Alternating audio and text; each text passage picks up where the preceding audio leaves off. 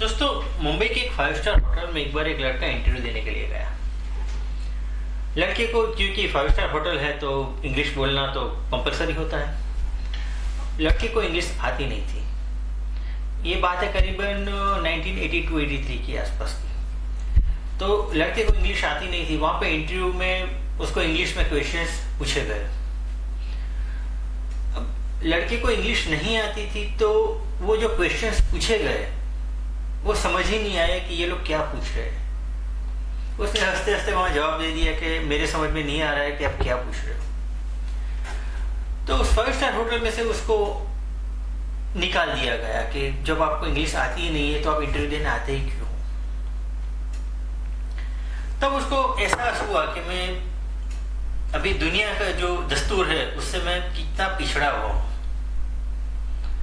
और मैं अभी दुनिया से कदम मिलाकर नहीं चल रहा।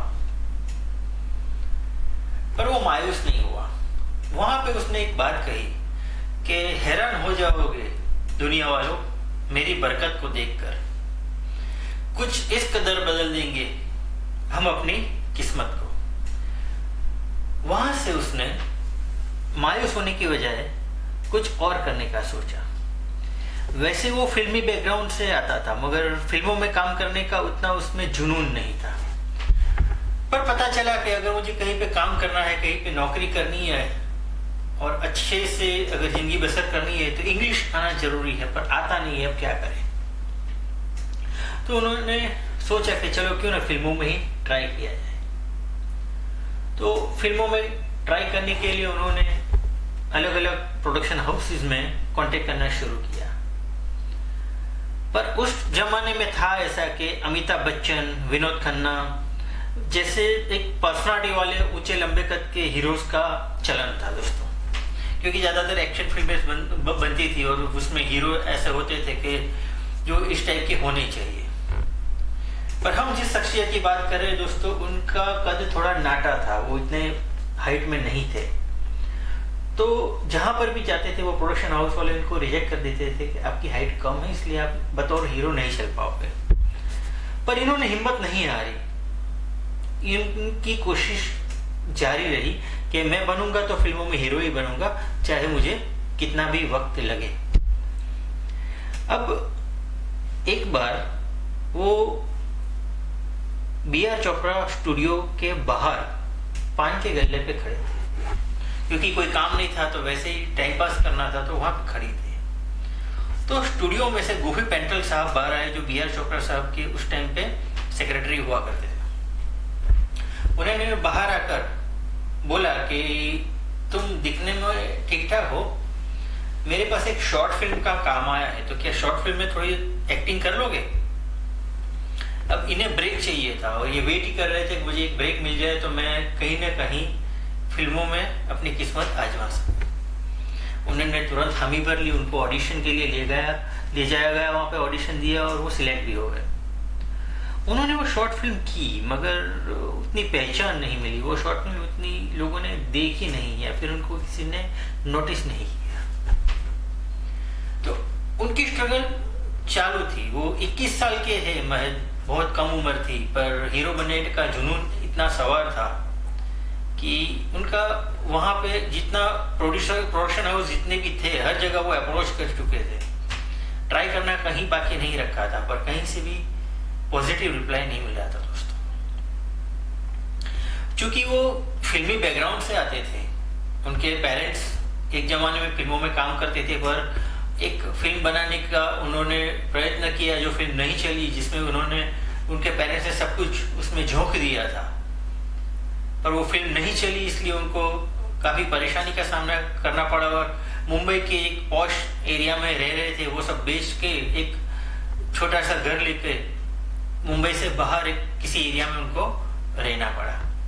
पर उनके जो मामा थे वो फिल्म लाइन में अच्छा खासा नाम कमा चुके थे और सेटल थे। पर उन्होंने कभी अपने मामा को नहीं बोला था कि मुझे लेकर आप फिल्म बनाइए। पर मामा ने सोचा कि ये बच्चा इतना ट्राई कर रहा है, इसमें इतना जुनून है एक्टिंग का और इसको सीखना है, तो क्यों ना इसको लेकर एक मूवी बनाई जाए। उनके मामा ने उनको सरप्राइज देने के लिए उनकी जानकारी के बगैर एक पूरी स्क्रिप्ट और स्टोरी तैयार करवा दी। फिर उनका मामा का लड़का एक दिन आया उसके पास और बोला कि हम एक फिल्म बनाने जा रहे हैं जिसमें हमें हीरो चाहिए था, वो हीरो मिल चुका है। इन्होंने कहा ठीक है, चलो बढ़िया बात है, हीरो मिल गया तो अब आप लोगों की फिल्म बहुत जल्दी शुरू हो जाएगी। तब उनके मामा के लड़के ने कहा कि जस्ट टू गेस करके हीरो कौन हो सकता है। उस जमाने के जितने भी नामी हीरो थे उन सबके नाम उन्होंने लिए, पर उनमें से कोई भी नाम उनके कजिन ने यस नहीं कहा। उन्होंने कहा कि तू गेस कर कौन हो सकता है।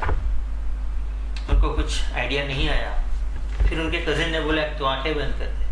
उन्होंने आंखें बंद करी तो एक थप्पड़ लगा के बोला कि तुझे ही लेकर हम लोग एक मूवी बना रहे हैं। तब उनको सरप्राइज हो गया कि मुझे घर में से ही मूवी का ब्रेक मिल गया बतौर हीरो, और वो फिल्म थी तन बदन। और हम जिनकी बात कर रहे हैं दोस्तों, उनका नाम है गोविंदा। हम कॉमेडी किंग गोविंदा जी के बारे में बोल रहे हैं कि जिन्होंने बॉलीवुड के अंदर कॉमेडी की एक ऐसी मिसाल कायम की दोस्तों कि पहले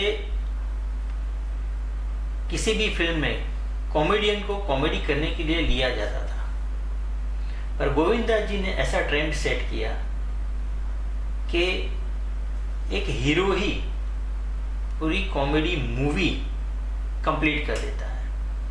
कॉमेडियन उनके साथ रहते हैं सपोर्ट में, पर एक हीरो ही इतनी कॉमेडी कर लेता है कि कॉमेडियन का रोल कॉमेडी करने के लिए सिर्फ सपोर्टिव रोल ही रहता है।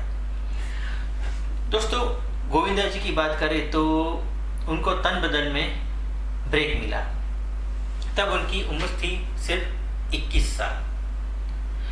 तन बदन में उन्होंने साइन की, वो इतनी लकी उनके लिए साबित हुई कि तन बदन साइन करते ही तुरंत उनको इल्जाम और लव 86 जैसी फिल्में एक ही वीक के अंदर एक के बाद एक मिल गई।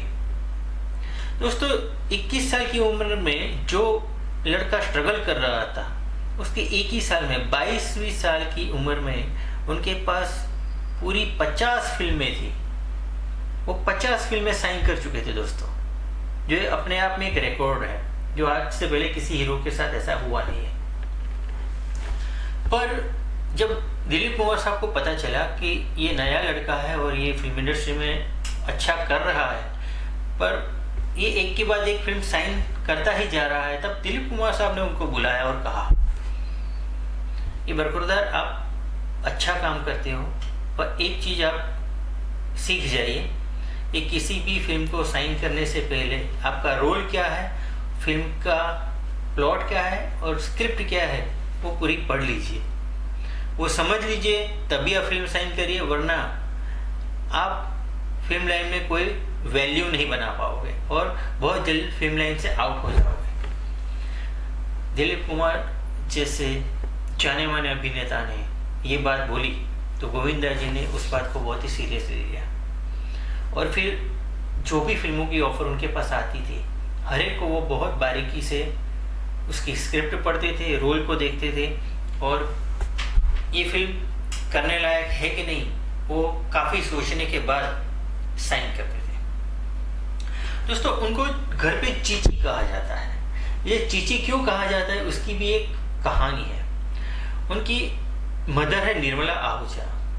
मैंने जो बताया कि उनको जो फिल्म में एक लॉस हुआ था फिल्म बनाते वक्त, तो उनके बाद उनको काफ़ी बैकवर्ड एरिया में और बहुत ही छोटे घर में रहना पड़ा था। उस टाइम पे गोविंदा जी का ऑलमोस्ट बर्थ होने वाला था।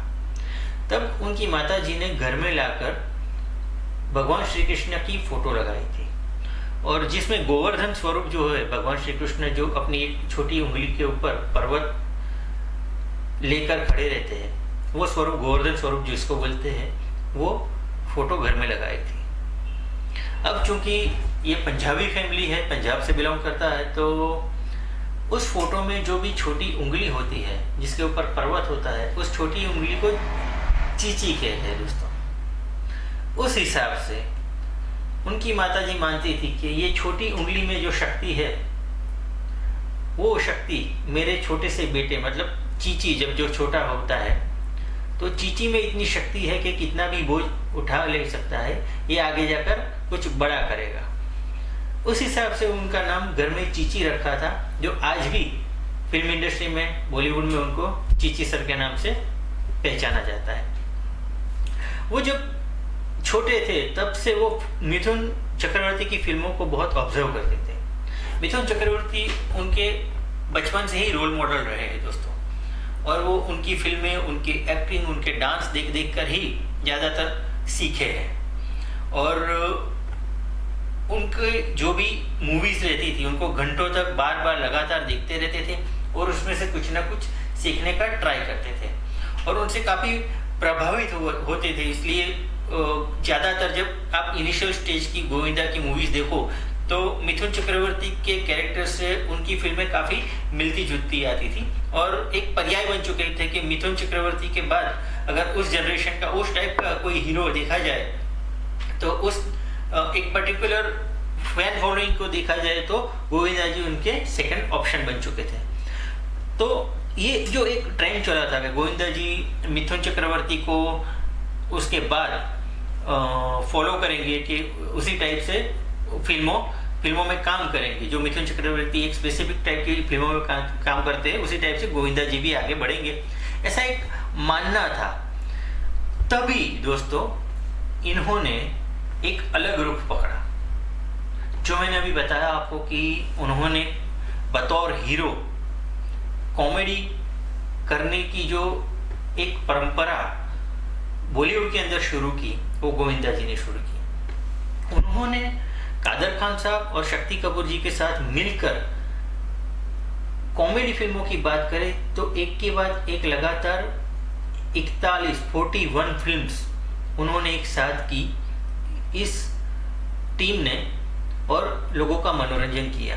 हम सब जानते हैं कि उन्होंने एक जमाने में कॉमेडी फिल्मों का इतना हमें ऑप्शंस इतने सारे दिए थे एक के बाद एक कि लोग थिएटर तक उनकी कॉमेडी एंजॉय करने के लिए जाते थे। दोस्तों उन्होंने कॉमेडी फिल्मों में करिश्मा कपूर के साथ, रवीना टंडन के साथ, रानी मुखर्जी के साथ, उर्मिला मातोंडकर के साथ इतनी सारी फिल्में दी है कि एक जमाने में तो खुद डेविड धवन साहब का ये कहना था कि अगर गोविंदा है तो मुझे उसको स्क्रिप्ट भी नहीं देनी पड़ती थी। मैं अगर कोई भी राजा बाबू है या फिर कोई भी फिल्म बोल दूं कि हीरो नंबर 1 या कोई भी फिल्म उनको बोल दूं कि आप वो इसमें बावर्ची हो या आप इसमें कॉलेज स्टूडेंट हो या आप इसमें पुलिस इंस्पेक्टर हो, कोई भी रोल हो तो उनको स्क्रिप्ट नहीं देनी पड़ती थी। वो अपने आप नेचुरल एक्टिंग, अपने आप ही डायलॉग सेट करके बोल देते थे। दोस्तों ये होता है एक नेचुरल आर्टिस्ट, जो एक कलाकार होता है, उसको पता चल जाता है कि ये जो सीन है उसकी डिमांड क्या है, इसमें मुझे क्या डायलॉग डिलीवरी करनी है, इसमें क्या एक्शन डालना है, मुझे क्या इसमें कॉमेडी डालनी है, इसमें क्या पिच करनी है। वो एक हीरो, एक कॉमेडियन जो होता है, एक आर्टिस्ट होता है, वो अपने आप इनबिल्ट जो उसके अंदर होता है वो बाहर आ जाता है। दोस्तों ये बहुत ही कम कलाकारों के अंदर देखने को मिलता है कि जिनको स्क्रिप्ट की भी जरूरत नहीं पड़ती और नेचुरल वे में ही वो डायलॉग अपने आप सेट करके एक्टिंग कर देते हैं। दोस्तों गोविंदा जी ने अपने करियर में कुल 129 फिल्म्स की। उन्होंने बहुत सारी फिल्में ऐसी थी कि जो उनको लगा, ऑनेस्टली उनको खुद को लगा कि ये रोल जो मुझे ऑफर हुआ है ये मेरे टाइप का नहीं है या मेरे लिए नहीं है। उस रोल को उन्होंने चाहे कितनी भी बड़ा प्रोडक्शन हाउस से ऑफर आई हो या कितनी भी सक्सेसफुल होने वाली फिल्म उनको लगे, पर उन्होंने कभी अपने जो चॉइसेस है उसके साथ समझौता नहीं किया। दोस्तों गदर फिल्म के अंदर सनी देओल पाजी ने जो रोल किया है वो पहले गोविंदा जी को ऑफर हुआ था, पर गोविंदा जी ने देखा कि ये भारत पाकिस्तान के बीच का मामला है, पाकिस्तान में जाकर गालियाँ बोलनी है या फिर वहाँ पे एग्रेसिव रोल करना है, तो उन्होंने बोला कि ये मेरे कैरेक्टर से मैच नहीं खाता है, मैं जो ये रोल कुछ जच नहीं रहा है, इसलिए उन्होंने ये रोल मना कर दिया। जो रोल बाद में सनी देओल जी को मिला और गदर फिल्म हम सब ने देखी है और सनी देओल पाजी ने उसको बहुत ही अच्छी तरह से निभाया है। दोस्तों उसी तरह से उनको चांदनी फिल्म भी ऑफर हुई थी। चांदनी फिल्म में जो ऋषि कपूर जी ने काम किया था श्रीदेवी जी के साथ, उसमें वो रोल भी उनको ऑफर हुआ था, पर वो रोल भी उनको ठीक नहीं लगने की वजह से उन्होंने मना कर दिया था। उसी तरह से देवदास फिल्म में चुन्नी बाबू का रोल जो जैकी श्रॉफ ने निभाया है वो भी उनको एक जमाने में ऑफर हुआ था, पर उन्होंने देखा कि इसमें क्रिएटिविटी या एक्टिंग जैसा कुछ है नहीं, हीरो के साथ सिर्फ शराब की बोतल लेकर घूमना है, ज़्यादा कुछ करना नहीं है। तो वहाँ भी उन्होंने अपने आप जो भी काम करते थे उसके साथ कॉम्प्रोमाइज़ करके वो रोल भी उन्होंने मना कर दिया। दोस्तों उसके बाद वो पॉलिटिक्स में गए। पॉलिटिक्स में उनको नहीं जमा क्योंकि वो बहुत ही निखालस किस्म के इंसान हैं, तो उनको पॉलिटिक्स में नहीं जचा। फिर वो उन्होंने पॉलिटिक्स छोड़ के अभी भी फिल्म लाइन में एक्टिव है। आज भी उनका एक बड़ा फैन फॉलोइंग है। आज भी उनकी पुरानी फिल्में भी लोग बड़े चाव से देखते हैं, बड़े मज़े से देखते हैं। वो आज भी हम लोगों को एंटरटेन करते हैं दोस्तों। और गोविंदा जी के बारे में कहा जाता है कि जो कॉमेडी फिल्मों का एक दौर उन्होंने शुरू किया है, तो एक ऐसी जनरेशन उन्होंने तैयार की है कि उसके बाद आज भी कॉमेडी फिल्म्स ऐसी बनती है कि जिसको देखने के लिए, एक हल्की फुल्की कॉमेडी देखने के लिए लोग सिनेमा घरों में लाइन लगाते हैं दोस्तों। ये क्रेडिट जाती है गोविंदा जी, कादर खान, शक्ति कपूर, देवी धवन, उनकी टीम को। आज गोविंदा जी को हम बॉलीवुड धमाल टीम से मैं केयूर जानी बहुत सारी शुभकामनाएं देते हैं, उनको याद करते हैं और उनका जो योगदान है बॉलीवुड के अंदर, फिल्म इंडस्ट्री के लिए अंदर, वो हमेशा ही अमर है, ये हम मानते हैं। और दोस्तों हम आज के लिए बस इतना ही कहेंगे और हमारे साथ बने रहिए। फेसबुक पे, ट्विटर पे, यूट्यूब पे, इंस्टाग्राम पे, टिकटॉक पे, हर जगह हम हैं। हमारे साथ जुड़े रहिए, हमारे पास ऐसी ही बातें जानते रहिए और लुत्फ उठाते रहिए। आज के लिए बस इतना ही। Thank you.